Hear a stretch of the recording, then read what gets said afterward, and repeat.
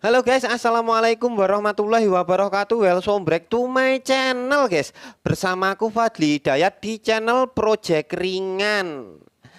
Panel surya yang punya kalian atau yang punya saya sendiri, itu kalau dipakai itu arusnya yang mengalir itu terasa kecil, tidak mirip kayak punya tetangga atau punya temen yang sama-sama speknya tapi kok dia lebih besar ampernya. Padahal sama-sama dijemur di atap guys ya. Dan itu apa penyebabnya? Jadi sebelum saya simpulkan apa itu penyebabnya, saya anggap dulu panel suryanya yang di atas itu tata letaknya sudah tepat, tidak ketutupan shadow atau bayangan ya guys ya. Jadi it's aman. Kemudian yang pertama itu ada pada masalah instalasi. Nah, yang kedua ada pada masalah aki. Ya, kita bahas satu-satu guys ya. Jadi pada masalah aki, apa instalasi dulu ya? Instalasi dulu aja. Nah, jadi instalasi ini kalian harus benar-benar teliti saat merangkainya guys.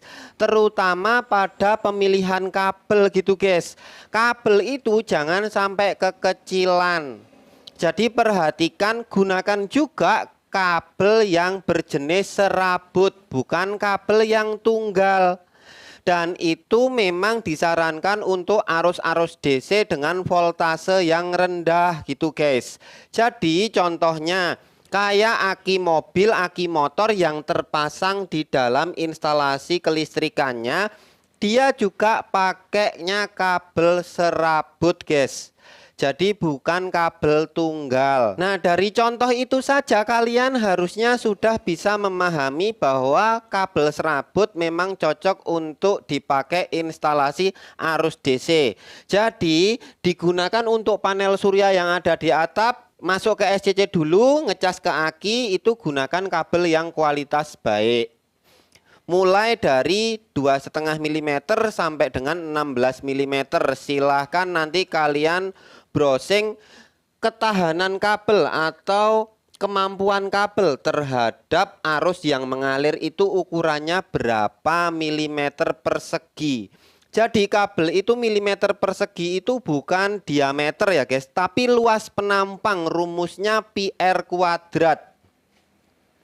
Terus lanjut lagi pada bagian sekun atau soket atau ya intinya penghubung itu yang kalian gunakan jangan sampai panas. Apa yang terjadi kalau sampai panas? Maka kalian akan ngerasain kerugian arus yang mengalir ke aki dari panel surya.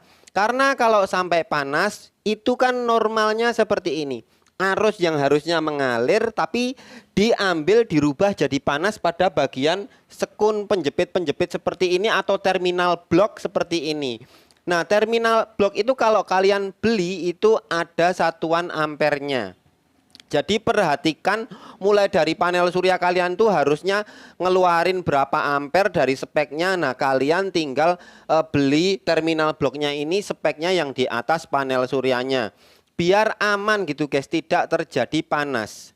Konsekuensinya apa kalau terjadi panas selain dari penurunan arus? Nah, jadi ada konsekuensi semua benda atau benda logam yang digunakan untuk sekun, busbar, dan terminal blok apabila terjadi panas, kenaikan suhu, maka akan terjadi kenaikan hambatan. Sehingga hambatan ini menjadi sebuah penghalang untuk arus turun. Nah, karena timbul suatu hambatan, arus yang turun mengecil sehingga pengisian pada aki kalian itu kurang sempurna. Terus yang terakhir itu aki guys. Kalau panel surya mengisi aki, contohnya dengan aki soak, maka arusnya juga ikut mengecil guys. Karena aki soak itu voltasenya mudah naik gitu. Sehingga kalau voltasenya mudah naik, maka pengisiannya itu akan menjadi kecil. Terus aki yang terlalu kecil, aki sehat tapi terlalu kecil, ini juga mempengaruhi pengisian. Arus pengisiannya akan mengecil juga karena dia mudah penuh gitu.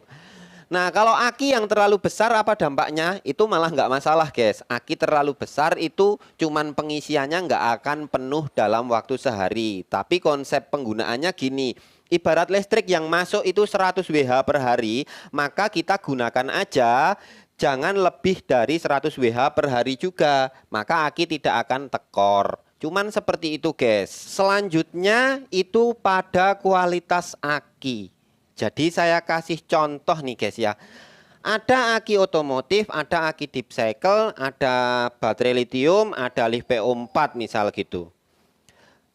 Apabila panel surya yang kita pasang itu 100 WP dengan arus maksimal sekitar 5,2 ampere, dengan waktu yang sama, dengan suhu yang sama, dengan cahaya yang sama, digunakan untuk ngecas aki otomotif, ini dia penyerapannya lebih kecil. Saya kasih contoh, misal saat ini pas ngecas aki otomotif, itu arus yang masuk itu sekitar 3 ampere.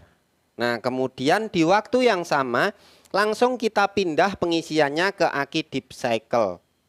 Itu arus pengisiannya akan ada kenaikan sedikit.